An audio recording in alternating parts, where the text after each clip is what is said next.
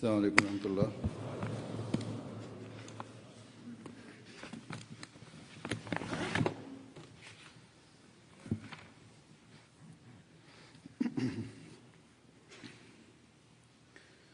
أشهد أن لا إله إلا الله وحده لا شريك له وأشهد أن محمدًا عبده ورسوله أما بعد فأعوذ بالله من الشيطان الرجيم بسم الله الرحمن الرحيم الحمد لله رب العالمين الرحمن الرحيم مالك يوم الدين إياك نعبد وإياك نستعين اهدنا الصراط المستقيم صراط الذين أنعمت عليهم غير المغضوب عليهم ولا الضالين.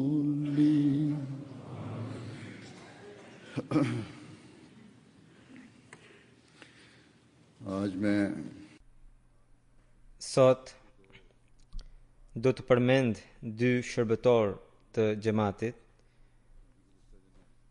që ndruan jetë ditët e fundit. Njëri prej tyre është indjeri Bashir Ahmed Rafiq Khan Sahibi dhe tjetra është ginekologja e spitalit Fazli Umar. Çdo njeri që vjen në këtë botë një ditë do të largohet. Por fatlum janë ata të cilët gjejnë mundësi, të cilëve Zoti u jep mundësi të shërbejnë Zotit dhe të shërbejnë edhe njerëzimit. Bashir Ahmed Rafiq Khan Sahibi ishte një misionar i hershëm i Xhamatit Musliman Ahmedia dhe më pas shërbeu edhe në poste organizative të Xhamatit. Shërbimet e tij i bëri me shumë sinqeritet. Ai ndroi jetë më 11 tetor 2016 në moshën 85 vjeçare në Londër. Inna lillahi wa inna ilaihi raji'un. Ai mbaroi shkollë të lartë në letërsi në Punjab nga Universiteti i Punjabit në vitin 1958. Fisi i tij ose familja e tij ishte familje e vjetër ahmediane.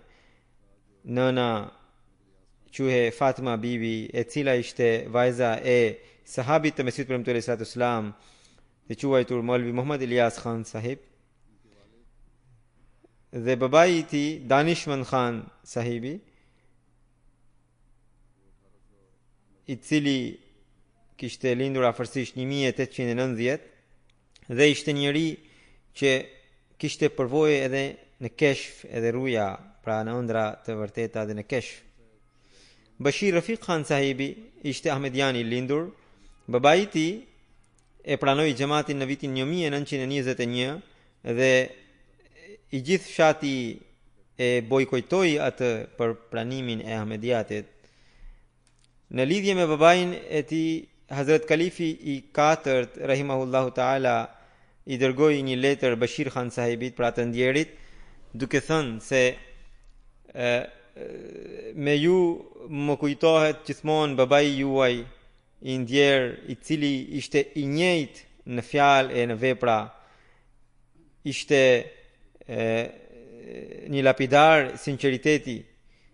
Këto ishin këto janë në fakt shenja të besimtarit, edhe unë kam lidhje të ngushtë me të, dhe këtë gjithmonë e shpreh përmes lutjeve të mia.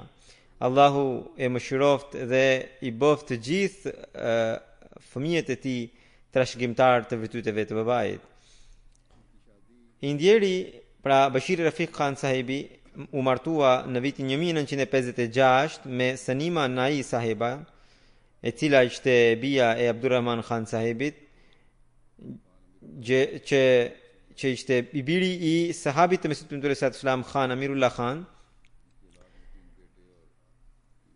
Ai ka pas 3 djeme dhe 3 vajza. Në vitin 1945 Khan Bashir Ahmed Khan sahibi u regjistrua në Talimul Islam High School të Qadianit, edhe atëherë ai ishte 14 vjeçar. Në atë kohë Hazrat Kalifi i dytë në një hutbe të xhumas bëri thirrje të rinjve të xhamatit që të dedikojnë jetën e tyre. Kështu që menjëherë pas namazit të xhumas, shumë të rinj dhanë emrat e tyre për të marrë pjesë në këtë për të përgjigjur kësaj thirrje, dhe njëri prej atyre të rinjve ishte edhe ky Fatlum, pra Bashir Rafiq Khan sahibi. Dhe më pas atëherë nuk ishte atëherë Hazrat Kalifi i dytë vet i dërgoi letër të ndjerit që dedikimi juaj po pranohet. Deri në vitin 1947, pra deri kur u nda India dhe Pakistani, ai ishte në Qadian, ose disa ditë para ndarjes kishte mërguar në Pakistan, dhe aty u regjistrua në një kolegj, dhe papritmas i erdhi një letër nga sekretari privat i Kalifit të dytë që thoshte se Hazrat Kalifi i dytë thoshte se në Qadian kishte një djalë nga fisi Pathan i cili kishte dedikuar jetën, mirëpo nuk po më kujtohet emri i tij. Edhe për shkak të ndarjes së Indisë dhe Pakistanit kemi humbur dosjet, edhe më tha të kërkoja se ku gjendet ai djalë. Edhe kur më erdhi kjo letër, menjëherë i shkrova përgjigjen që unë jam ai djalë, kështu që Hazrat Kalifi i dytë më pas dërgoi një komunikat tjetër duke thënë se menjëherë hajde në Rabwa dhe regjistrohu në shkollën e lartë të Talimul Islam College, të cilin atëherë i drejtonte Hazrat Mirza Nasir Ahmad sahibi, që më vonë do të bëhej Kalifi i tretë. Në vitin 1953, thot ndjeri, kur kam qenë i zënë në përgatitjet e provimeve, plasën revoltat anti-ahmediane, dhe në atë periudhë dhash provimet, thot, dhe kur erdhi rezultati më erdhi shumë keq sepse kisha ngelur. Mirëpo bashkë me këtë me këtë gjëm kisha edhe një problem tjetër, që përse ka ndodhur kjo, sepse Zoti më përpara më kishte treguar që unë do t'i merrja provimet, madje më kishte treguar edhe pyetje që do të binin në provim, edhe ato kishin rënë në provim. Madje edhe Kalifi i dytë më kishte thënë se jam lutur për ty dhe ti do të marrësh provimet. Dhe duke menduar gjitha këto gjërat, besimi në atë kohë më lëkunde. Unë isha shumë i shqetësuar. Babai më pyeti, "Ç'ke?" I thash, "Kjo është arsyeja." Më tha, "S'ka problem, do të japësh provimet prap." Edhe nga që u përhapën trazira, kjo ishte arsye që ti nuk u përgatitet dot. Më pas pak ditësh, babai im më tha, thot, që sa herë që unë bëj lutje për ty, më vjen një zë i cili më thot se Bashir Ahmedi ka marrë provimet. Edhe unë çdo herë i tregoja rezultatin që më kishte ardhur nga universiteti. Dhe kjo ishte ajo përplasje e vazhdueshme që bëhe. Por papritmas një ditë të bukur më erdhi një letër nga universiteti. Kur e hapa, u befasova, sepse universiteti më thoshte se gabimisht ne të kemi quajtur ngelës, ne i kemi rishikuar provimet edhe ti ke kaluar, ti ke marrë provimet. Atëherë pas pak ditësh shkova te kalifi i dytë dhe ja tregova gjithë ngjarjen dhe kalifi i dytë më tha, pse u shqetësove kur unë të kisha thënë se pas lutjeve unë kam marrë njoftimin prej Zotit që ti kishe kaluar provimin dhe këtë ta kam njoftuar. Pra, ky rezultat tregon që ajo që vendos Zoti i Madhrishëm askush nuk e anullon dot. Po të ngelte Bashir Ahmed Khan sahibi në provimet, do bëhe qesharake, sepse Zoti po tregon të shumë njerëzve, vetë kalifit të kohës, edhe babait të tij, edhe vetë atij, edhe më pas kalifi i dytë i tha që të regjistrohe në fakultetin e xhamatit dhe të bëhe misionar, edhe tha se kam dëshirë që ti do të shkosh në për tabligh. Thot që klasa jon ka pasur privilegj që her pas here vinte kalifi i dytë në klasën tonë, disa herë ka ardhur, edhe na dha mësim, na tregoi mënyra për të arritur disa lëndë të shkollës sonë. Hazret kalifi i dytë na tërhoqi vëmendjen që çdo student duhet të ketë bibliotekën e vet, edhe të ketë zakon për të brer libra vetëm me paratë e tij. Këtë duhet të di çdo student i xhamias, pra të fakultetit të xhamatit. Tashmë fakultetet e xhamatit janë shumë në vende të ndryshme të botës. Të gjithë studentët duhet të kenë këtë. Ditët e fundit nuk kam pasur një takim me misionarët në Londër, edhe atyre u kam thënë që misionarët duhet të kenë bibliotekat e tyre, ata nuk duhet të mbështeten vetëm në bibliotekat e shtëpisë së misionit. Thot se kreva fakultetin edhe erdha në vakalet e Tabshir, pra në zyrën e vakalet të Tabshirit, edhe vakilu Tabshiri ishte Mirza Mubarak Ahmed sahibi, i cili më çoi te kalifi i dytë, edhe kalifi i dytë më tha këtë djalosh çoje dërgojeni në Angli. Më pas vakilu Tabshir sahibi më mori dhe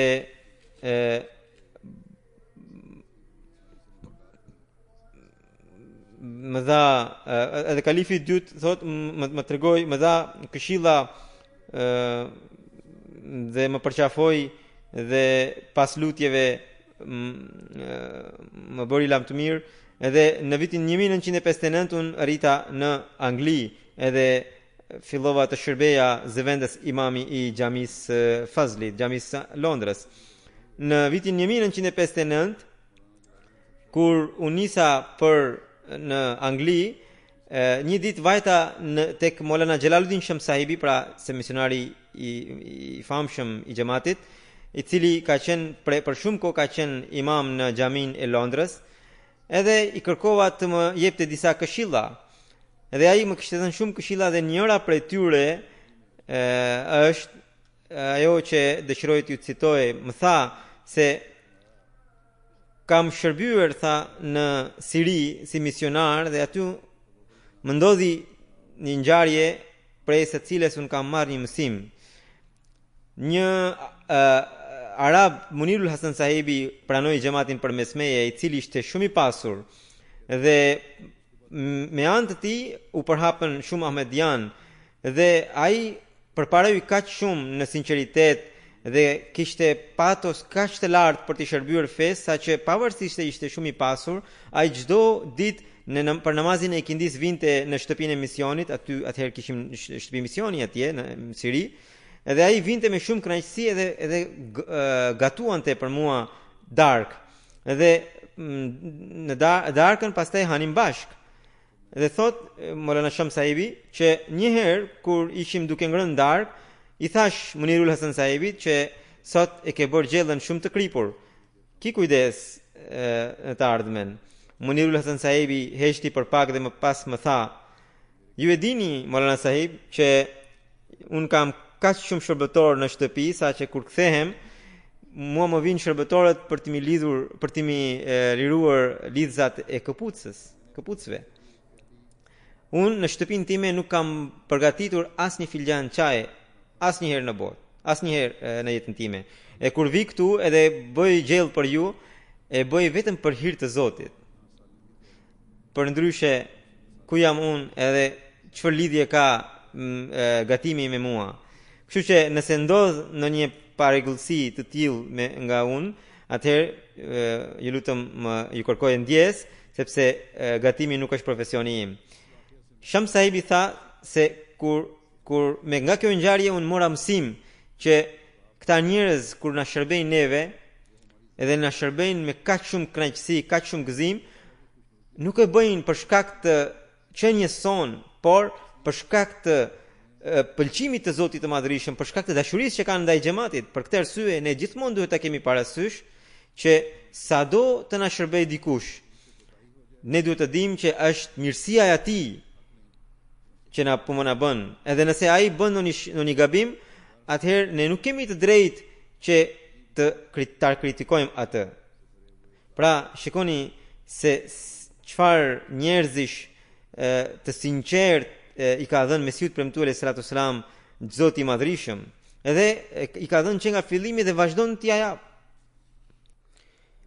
Në vitin 1964, kur imami i xhamisë së Londrës, Chaudhry Rahmat Khan sahibi Usumur, Bashir Rafiq Khan sahibi përsëri vajti në Angli për të shërbyer si imami i xhamisë së Londrës. Në vitin 1960, Bashir Rafiq sahibi nisi gazetën revistën në gjuhën angleze Muslim Herald. Fillimisht ajo ishte vetëm 10 faqe. Ai vetë ishte kryeredaktor edhe të gjitha punët vetë i bënte. Në 62-shin Hazrat Sahib nga motivimi i Hazrat Sahib Zada Mirza Bashir Ahmed sahibit, ai nisi gazetën Akhbar-e Ahmadiyya 15 ditore. Vetë ishte themeluesi i kësaj gazete dhe vetë ishte edhe kryeredaktori për një kohë të gjatë. Vazhdimisht shkruante tema, ishte një njeri i ditur. Hazrat Mesiu premtuar sallallahu alaihi wasallam nisi revistën Review of Religions dhe Bashir Rafiq sahibi pati mundësinë të bëhe edhe kryeredaktori i kësaj reviste. Gjatë periudhës së kalifatit të tretë, nga 67 deri më vonë, Hazrat Kalifi i tretë ka bërë 8 udhëtime në Evropë dhe në 7 prej tyre Maulana Bashir Rafiq sahibi ishte i pranishëm. 2 herë ai ka qenë sekretari personal i kalifit. Në 70-ën ai u kthye në Pakistan dhe u caktua si sekretari personal i kalifit të tretë. Në 71-shin ai u kthye në Londër përsëri për të shërbyer edhe një herë si imami i Londrës. Në 76-ën si sekretari personal i kalifit të tretë udhëtoi në Amerikë dhe në Kanada bashkë me kalifin. Në 78-ën dhe në 78-ën kalifi i tretë kishte organizuar një konferencë rreth thyrjes së kryqit, një konferencë ndërkombëtare, dhe Bashir Rafiq sahibi bashkë me amilan e xhamatit të Anglisë bëri të gjitha organizimet që ishin të jashtëzakonshme natë e ditë duke punuar, dhe kjo konferencë pra u organizua në 64, nga 64 deri 70, pastaj nga 71 deri 79 ai ka qenë pra imami i xhamisë së Londrës dhe siç ju tregova ishte themelues dhe kryeredaktor i revistës Muslim Herald, edhe pastaj nga 61 deri në 79 ka qenë sekretari personal i kalifit të katërt, nga 70 deri në 71 dhe pastaj në nëntor 85 ai u caktua wakilu divan Tehrik e Jadid, pastaj nga 87 ai u caktua wakilu tasnif pra drejtori i botimeve, nga 82 deri 85 ka qenë wakilu tabshir dhe nga 83 deri 84 ka qenë drejtori i botimeve por në Londër. Nga 87 deri në 97 ai ka qenë kryeredaktor i revistës Review of Religions. Nga 83 deri 85 ka qenë kryetari i bordit të Review of Religions, pastaj nga 88 deri te 95 ka qenë antar i Sadr Anjuman Ahmadiyya Pakistan dhe nga 71 deri te 85 ka qenë antar i Komitetit të Fatwas të Xhamatit dhe nga 71 deri 73 ka qenë Kaza Board, pra antar i Kaza Boardit dhe më pas ka pasur edhe disa poste të rëndësishme në këtë botë, ka qenë edhe antari i Rotary klubit dhe në 78-ën ai u ftua si mik special i presidentit të Liberisë. Djali i tij shkruan që ai recitonte Kur'anin vazhdimisht dhe vazhdimisht çdo ditë falte namazin e tahajjudit. Lutjen kaq shumë e bënte sa që shkruante emrat e njerëzve që i thoshin që të bënin lutje. Dërgonte vazhdimisht selavate dhe na shpjegoi shumë qartë rëndësinë e kontributeve, thot djali. Vëllai, pra i vëlla thot se pak ju kam përmendur më përpara, kalifi i dytë kur e thirri që të regjistrohe si misionar, si i dedikuar, ai ishte regjistruar që deri atëherë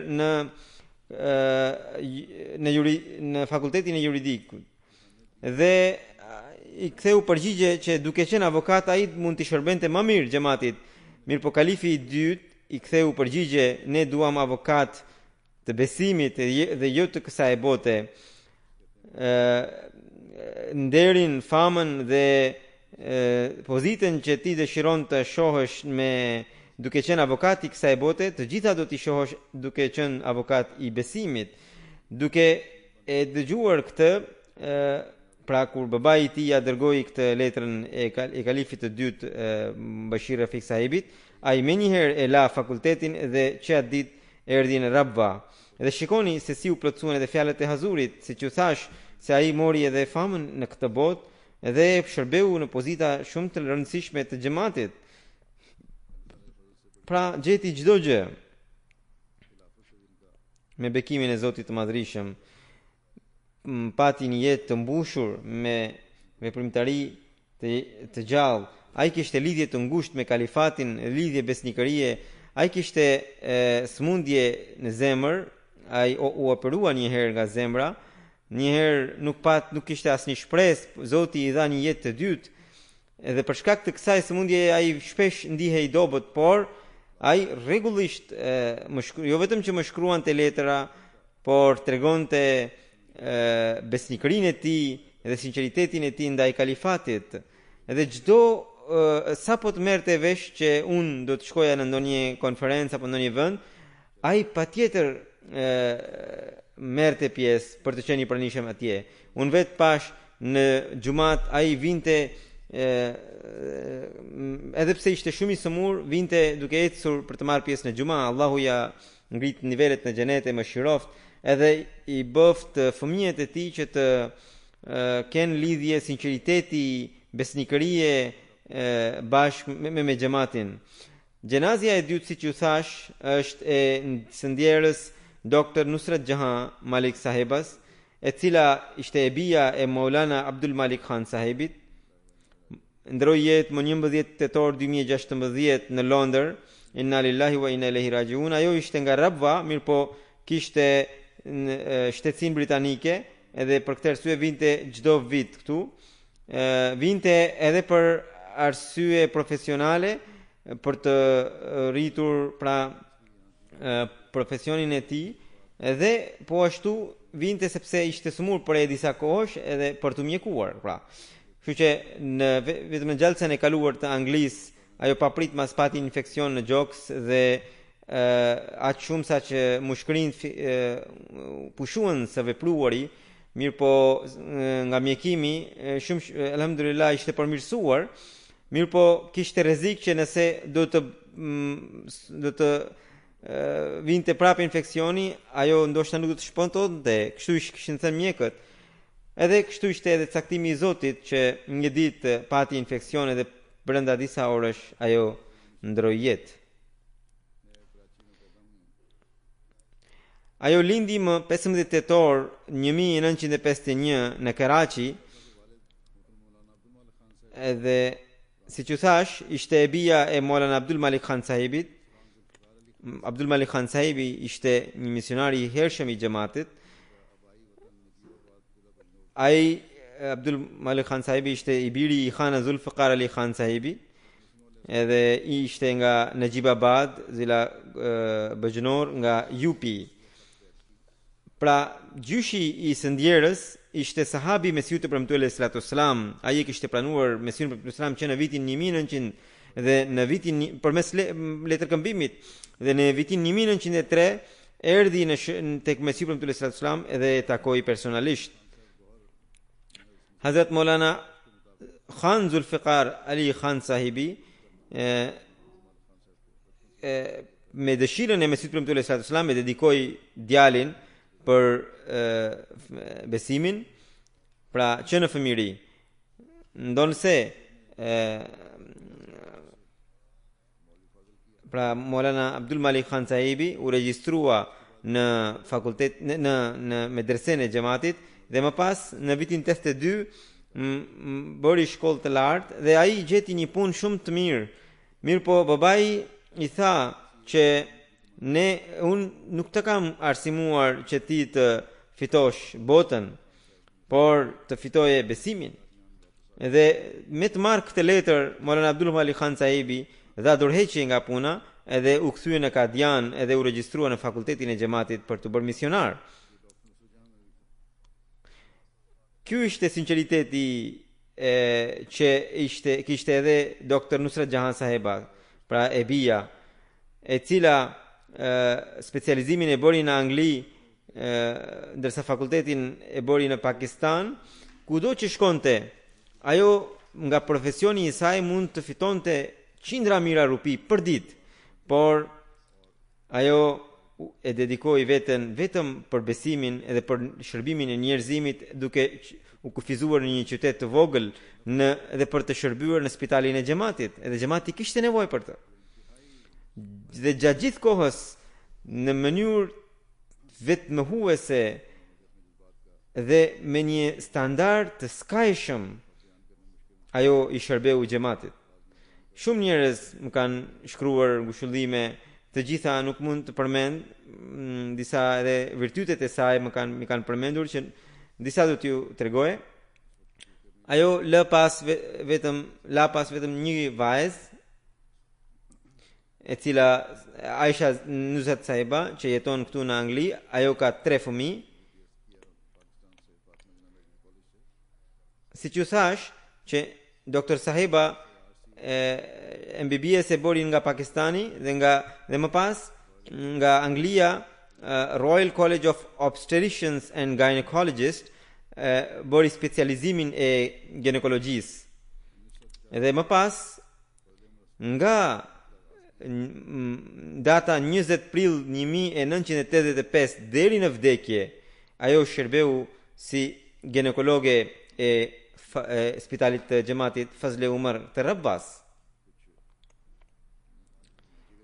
Siç u thash, për shkak të sëmundjes së vet, shpesh vinte këtu në Angli, edhe kishte edhe sëmundjen e mbëlqisë, edhe mori leje me 5 prill dhe erdhi në Londër. Po vazhdonte mjekimi edhe me bekimin e Zotit, mjekimi shkonte shumë mirë, por siç u thash, kur pati infeksion të dytë, ajo ndroi jetë. Dhëndri i saj, Maqbul Mubashir Sahib, thot se e ndjera mbështete skajshmërisht vetëm tek Zoti i Madhrishëm dhe adhuronte me shumë kënaqësi Zotin. E donte shumë Kuranin, kishte lidhje të fortë me kalifatin, me bindje të plot i nënshtrohej kalifatit dhe bënte shërbim ndaj njerëzve. Preferencat e saj të para ishte shërbimi ndaj njerëzve, kurimi i sëmurëve edhe qetësia e tyre. Edhe të gjitha këto gjëra, unë personalisht e di që këto nuk janë egzagjerime, por ajo para çdo operacioni bënte dua, për ditë jepte sadaka. Të sëmurët e varfër që ishin në Rabba i mjekonte vet dhe me paratë veta. ajo kursente kaq shumë paratë e xhamatit saqë çdo ditë mundohej që xhamati të mos humbte asnjë rupi. Dhëndri thotë që unë punoja në Lahore në një spital privat edhe vazhdimisht më pyeste se këto gjëra ku i ke bler këto ilaçe, nga cila kompani ke marr, dhe kur shikonte se çmimet ishin më të favorshme, ato i merrte për spitalin e xhamatit Fazle Umar. Në mënyrë që ti sillte dobi xhamatit, ajo shërbeu shumë edhe prindërve, e ama për një kohë të gjatë e mbeti e sëmur, mirë po ajo i shërbeu gjatë gjithë kohës. Edhe në sëmundjen e tij e saj të fundit, ajo kaloi jetë me shumë guxim. Në ditët e fundit ajo qëndroi 2 muaj në spital dhe vazhdimisht thoshte më recitoni Kur'anin. Në shtëpi i edukonte fëmijët duke u thënë që të recitojnë Kur'anin. Kur shikonte në një gjë të mirë tek fëmijët, gëzohej dhe u jepte shpërblime. Mubashir sahibi gjithashtu tha që kur vajza ime u bë 12 vjeçe, i këshilloi që të mbulonte kokën, edhe u tregonte fëmijëve me ngjarje interesante, ngjarje të shkurtra të jetës bashkëshortes së Mesihut premtuar sallallahu alaihi wasallam. Vet ishte shumë e përpikt në mbulesë. Pra, kështu që nëse prindërit vijojnë vazhdimisht i këshillojnë fëmijët, ato pra vajzat, ato patjetër që do të mbulohen. Nëse nuk i këshillojnë, fëmijët e tillë nuk do kenë më ndjeshmërinë për të mbuluar. Doktoresha Majoka Sahiba thot se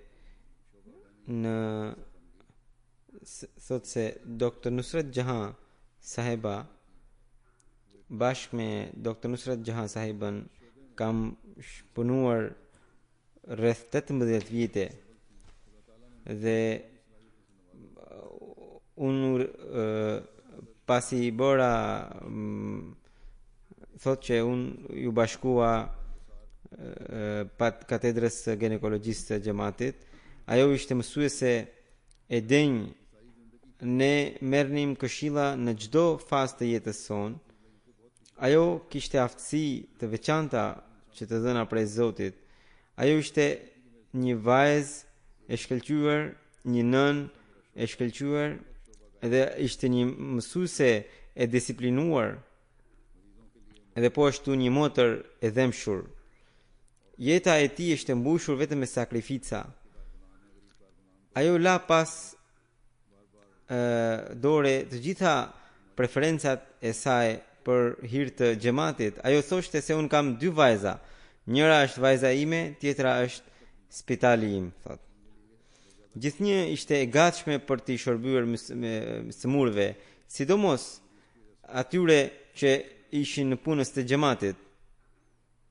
Madje telefononte edhe interesohe personalisht për të pyetur për shëndetin e tyre. Ajo donte shumë edhe stafin e vet, pra kërkonte shumë punë nga ata, edhe kur në raste urgjente, kur kishte shumë punë, vet sillte ushqim nga shtëpia e vet. Të gjithë më kanë shkruar që ajo kishte lidhje të fortë me kalifatin, edhe kjo është plotësisht e vërtet. Ajo kishte lidhje të jashtëzakonshme me kalifatin.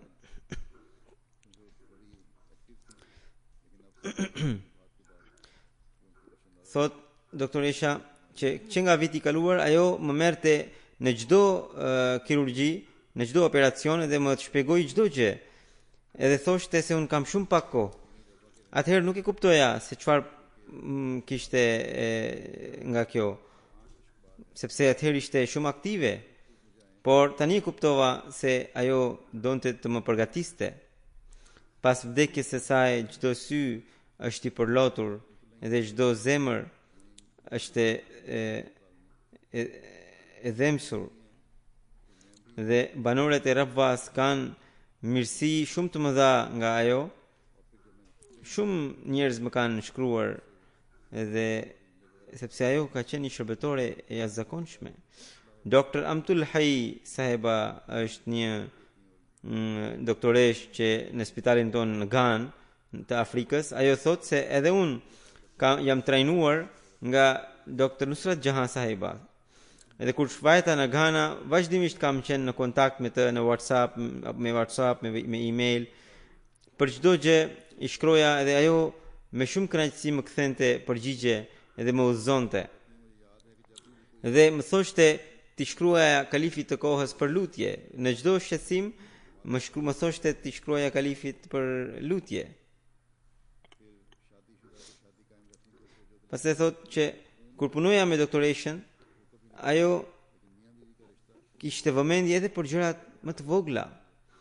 Thot mbaj mend kur shikonte në një dritë të ndezur pa arsye, me njëherë i fikte duke thënë se janë paratë e xhamatit dhe nuk duhen harxhuar kot. Vajzat që nuk martoheshin u thoshte që duhet të martoheshin, edhe ata që ishin të martuara u thoshte se lidhjet e gjakut nuk këputen, por lidhjet e bashkëshortore bazohen mbi dashurinë, edhe për këtë arsye atë duhet ta mbroni.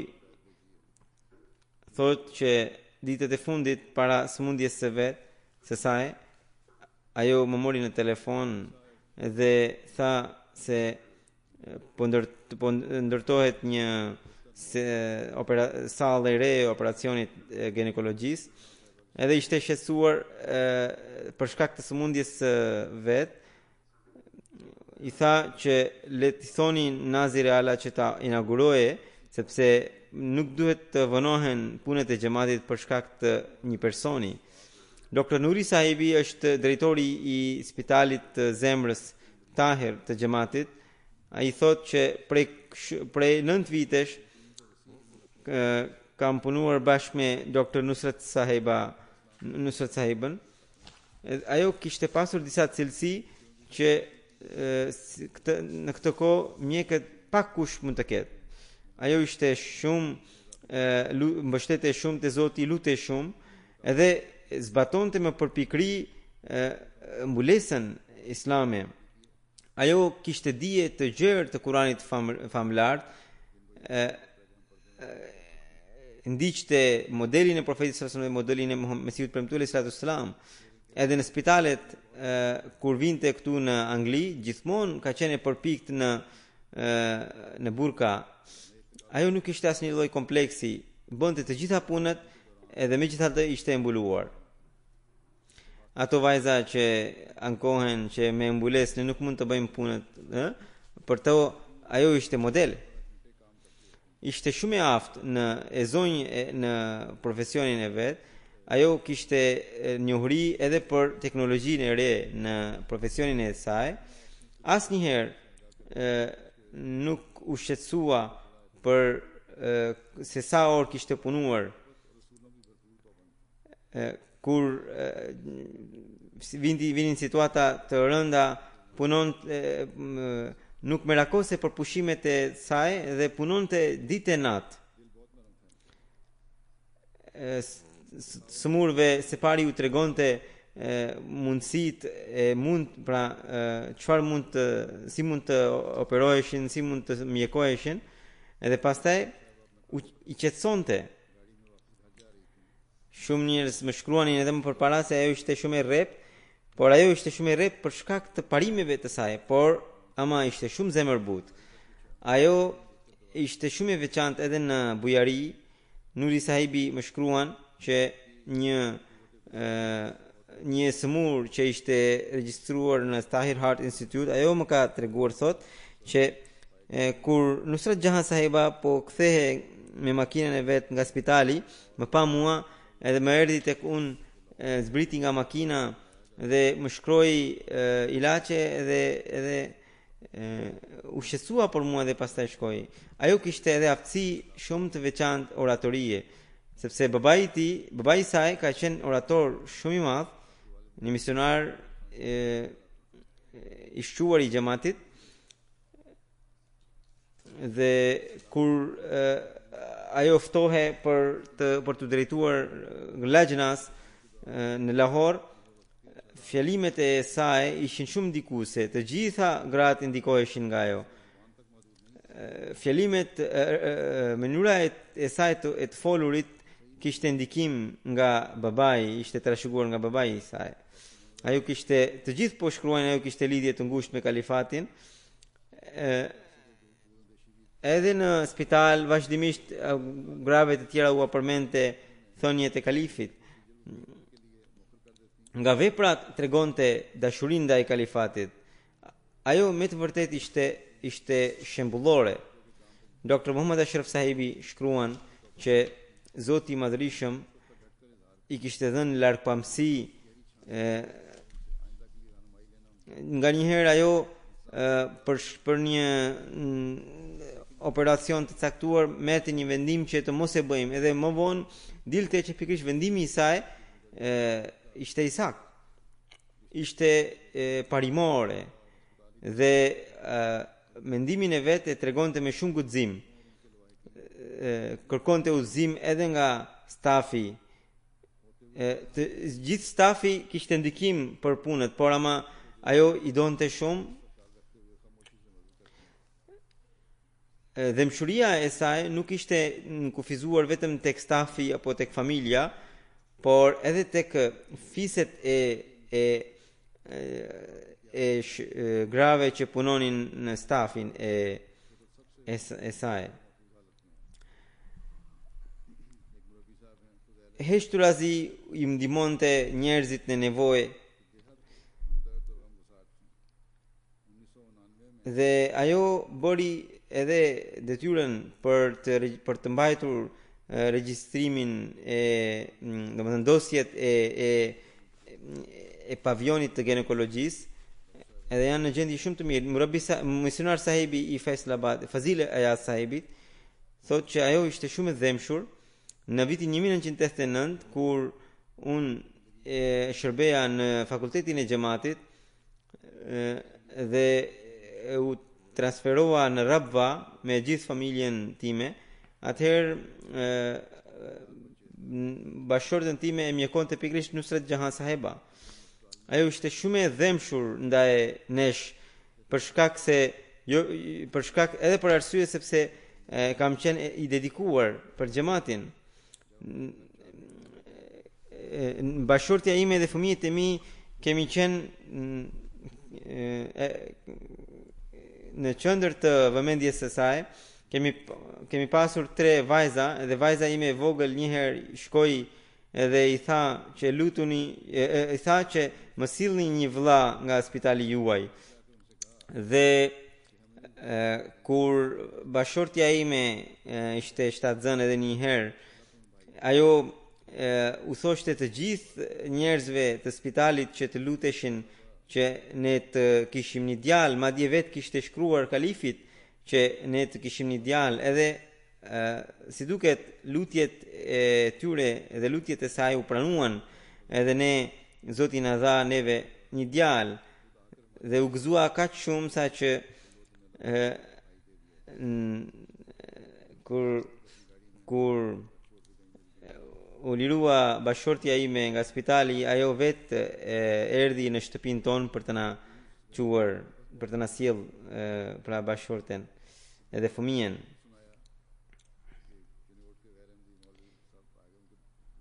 Tek ajo vinin edhe të smur jo ahmedian, madje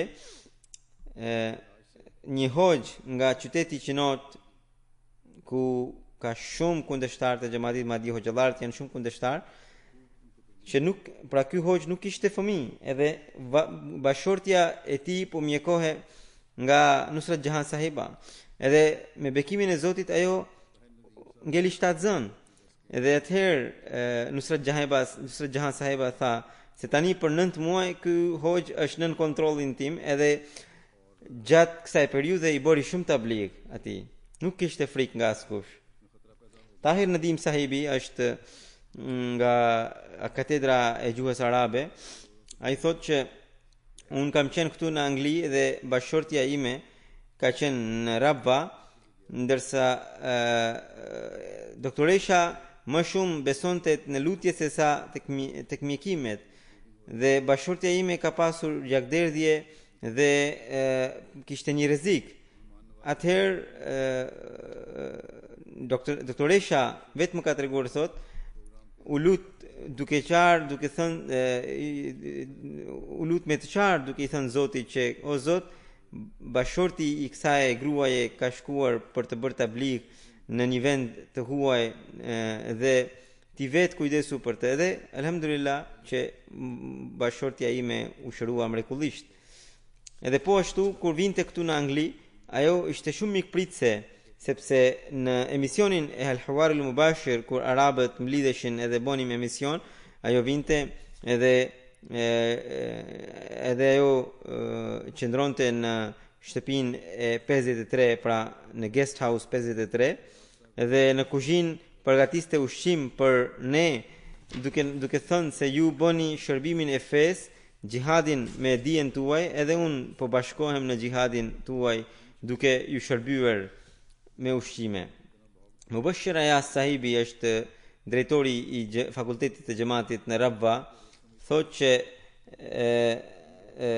ndjera doktoresha pra përveç se ishte mjeke, por ishte si ushtare e veshur me mbulesë, edhe ishte gjithnjë në gatishmëri të plot në katedrën e saj, në spitalin e ginekologjisë.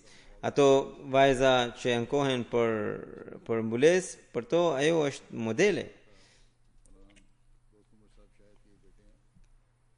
Asnjëherë nuk tregonte lodhje në fytyrë.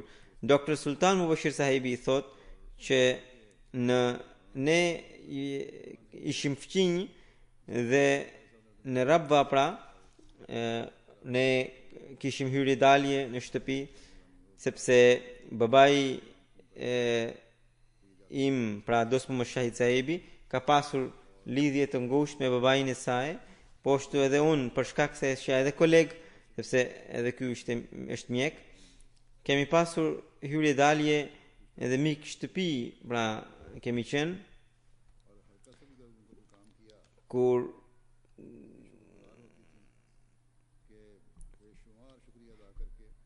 dhe thot që e ndjera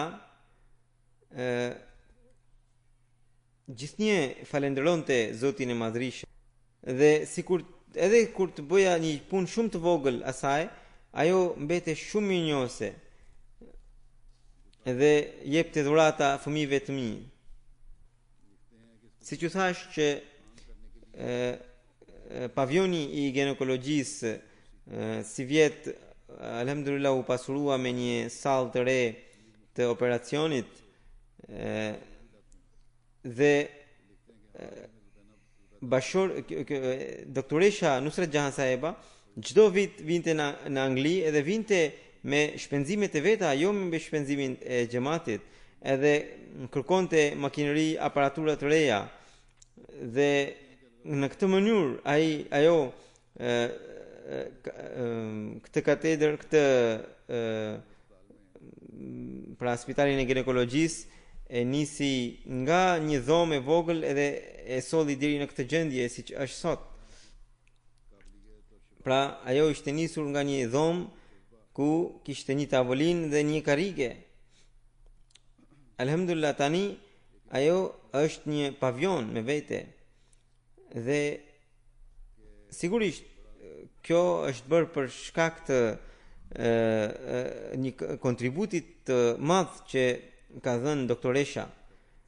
Një Jamila Saheba, infermiere nga stafi i saj, thotë që më erdhi shumë keq nga vdekja e doktoreshës. Ajo ishte shumë e sjellshme, kujdese shumë për ne, na donte si fëmijët e vet. Çdo smur i varfër që vinte, ja kthente edhe parat që paguanin në recepcion. Një tjetër infermiere, Musrat Saheba, thotë që doktoresha ishte shumë e aftë. Unë kam shërbyer rreth 31 vjet bashkë me të. ajo ishte shumë e buzëqeshur, shumë buzëqeshur, donte shumë fëmijët dhe sille me shumë dashuri ndaj sëmurëve, shqetësimet e tyre i kujtonte si të vetat dhe gjithnjë i përgjigje me pohim thirrjes së kalifit të kohës. Një e sëmur që shkonte tek ajo thotë se një herë ajo po më mjekonte dhe për shkak se isha bashortja e një misionari, kujdese shumë për mua. Më rastisi të bëja ekon, edhe i tha infermieres çoje dhe bëje ekon. Kishte shumë fluks në spital, ishte mbushur spitali dhe aty ishte një grua pra e sëmur e varfër që ishte në një karige dhe nuk ishte në një karige tjetër. Dhe infermieria nga që kishte po vinte nga drejtoresha, pra nga doktoresha, e donte ta çonte këtë të sëmuren të varfër që të më ulte mua, që të më jepte mua karigen. Ndërkohë doktoresha erdhi me vrap duke më sill një karige tjetër dhe tha se jo mos e çoni atë se ajo ka zënë vendin e saj dhe pra u kujdes edhe për të sëmuren e varfër, por njëkohësisht u kujdes edhe për mua duke sjell me vrap një karige nga dhoma, nga zyra e vet.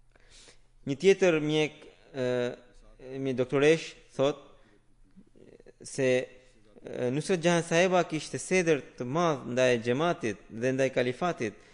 Edhe doktorëve të tjerë u thoshte të shkruanin letër kalifit të kohës për çdo punë. Dhe çdo herë kur thoshte shkruani letër kalifit të thotë që çdo herë kur vet ai shkruante letër kalifit të kohës, shkruante edhe për ne, që kalifi të lutej për ne. Dhe kur merrte në një përgjigje nga kalifi, u lexonte edhe shprehte gëzim në sytet e saj, shprehin gëzim. Ajo na ishte besim nxitse për të gjithë ne.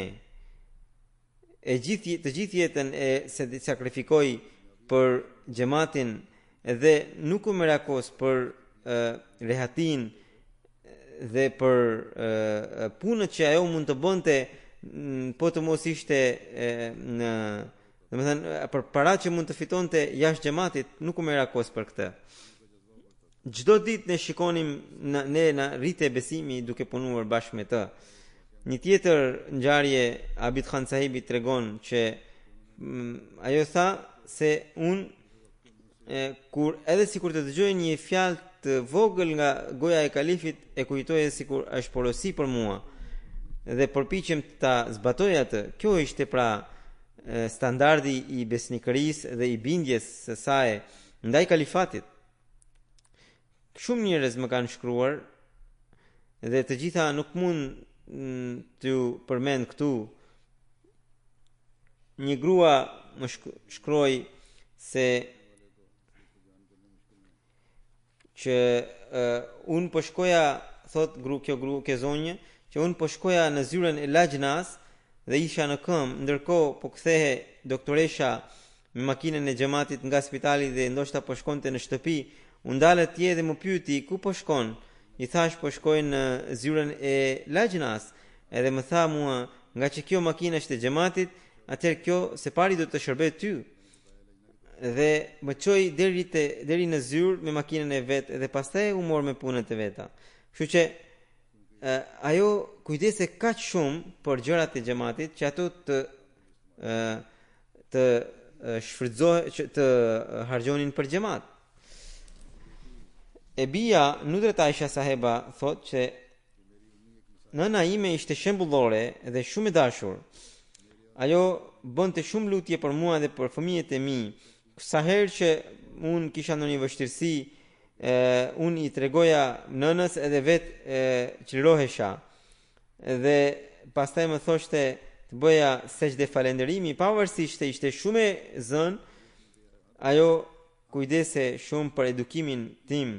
Ishte me kuraje të madhe, aq shumë sa që më dha edhe dashurinë e nënës edhe të babait.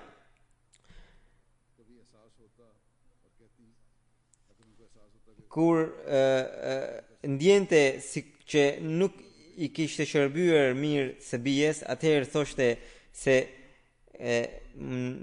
nuk ka mundësi të shërbej kaq shumë vajzës, por ato që bëjnë në spital është akoma më e çmueshme se sa të shërbej vajzës time. Edhe ato inshallah Zoti do t'i më zëvendësoj për vajzën. Dhe thoshte se më thoshte bie gjyshi yt më ka dhënë 2 këshilla. Një, të mbështetesh tek Allahu, edhe së dyti të kesh lidhje të ngushtë me kalifatin. Edhe vet i kishte zbatuar këto 2 parime. Përpara se të pra në spital kur ishte ditët e fundit, përpara se të merrte aparatin artificial të frymarrjes, kërkoi Kuranin edhe e lexoi edhe pastaj më kërkoi një letër, ja dhash letrën edhe cilulapsin edhe shkroi atje që dërgoi letër kalifit për lutje vazhdimisht. Pra spitali Fazle Umar që nisi me një dhomë të vogël ku kishte një karrige dhe një tavolinë me kontributet e vyera të sëndjerës, pra të doktoreshës. Ajo tashmë, spital tashmë ka një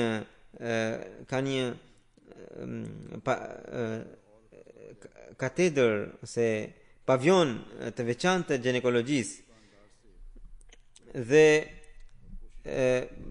kur shkonte për të bler aparaturat, më merrte edhe mua nga një herë, edhe merrte shënime nga çdo market, edhe merrte blinte atë, domethënë të duhurën për xhamatin. Dhe edhe vajza ime kur shkonte, që ishte 15 vjeçe, kur shkonte tek ajo, nga që ajo dinte të shkruante, të bënte typing, i jepte edhe asaj detyra të xhamatit dhe i thoshte se detyrat e xhamatit janë më të rëndësishme se sa çdo gjë.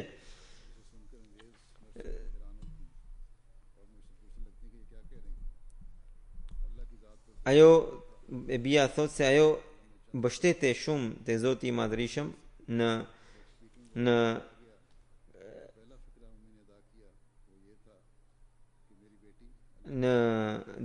fjala e fundit e saj ishte moj bie, lëre këtë çështje, pra çështjen time Zotit, dhe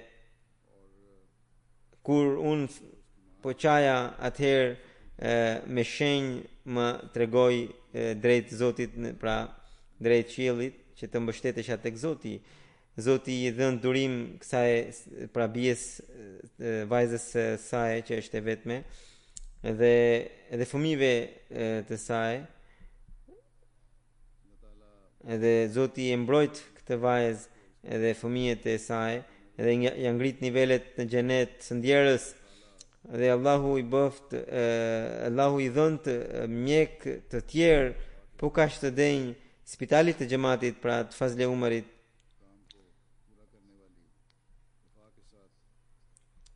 Zoti i dhënt doktoresh, pra femra të denj spitaleve të xhamatit.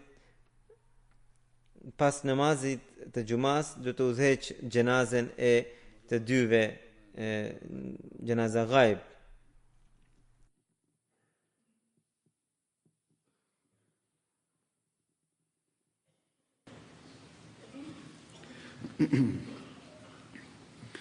Alhamdulillah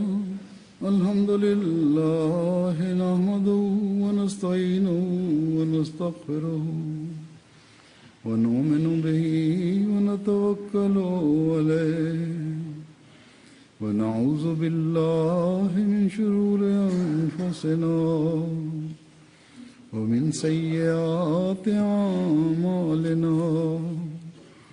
من يهده الله فلا مضل له ومن يضلله فلا هادي له ونشهد أن لا إله إلا الله ونشهد أن محمدا عبده ورسوله